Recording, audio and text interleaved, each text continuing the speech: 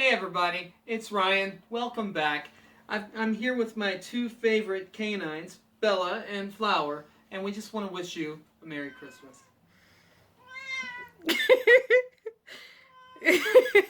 My favorite feline, Lizzie. She's not too happy right now. We're 10 days out from Christmas, and I have a funny story to tell you. See this Christmas tree? It's a beautiful Christmas tree, but it's a new Christmas tree that we bought this year.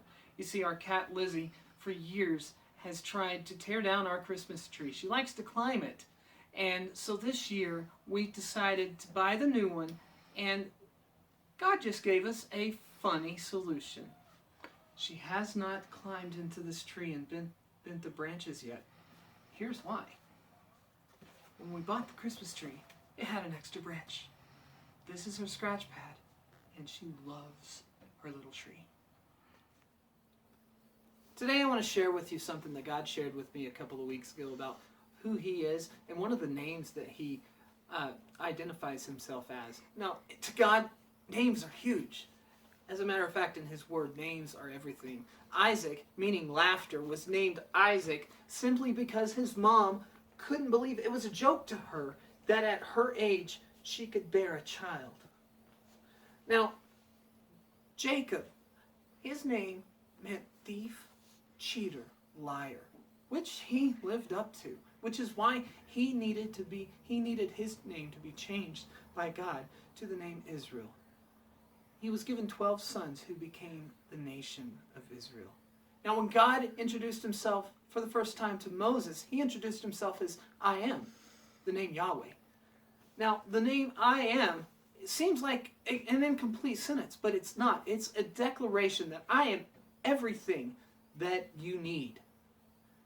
Now, that name became so feared and so sacred that the Jews could barely write it and could not speak it. So much so that they came up with a substitute, more speakable name, Elohim. Now let's fast forward to the days of Isaiah. Isaiah writes a prophecy of another name that is completely different. In Isaiah 7:14, he writes, "Therefore the Lord Himself will give you a sign. Behold, the virgin shall conceive and bear a son, and shall call His name Emmanuel." We're going to fast forward another 500 years into the book of Matthew.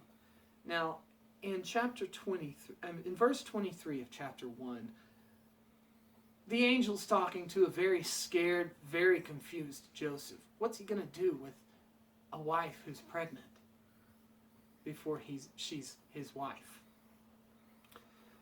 The angel says, "Behold, the virgin shall be with child and bear a son, and they shall call his name Emmanuel," which translate God with us. Now I want to share with you what that really means to me. God with us. It's significant. You see, that pronoun us is huge. He could have named Himself God with them. He could have been having a conversation with His angels and within Himself as the triune Godhead, saying, I'm going to be God to them. I'm going to be everything that they need me to be. I'm going to be the Yahweh. I am. I'm going to be God to them. The problem with that is that it leaves us out of the conversation. God didn't want to name Himself that, because He wanted something different. It leaves us out of the conversation.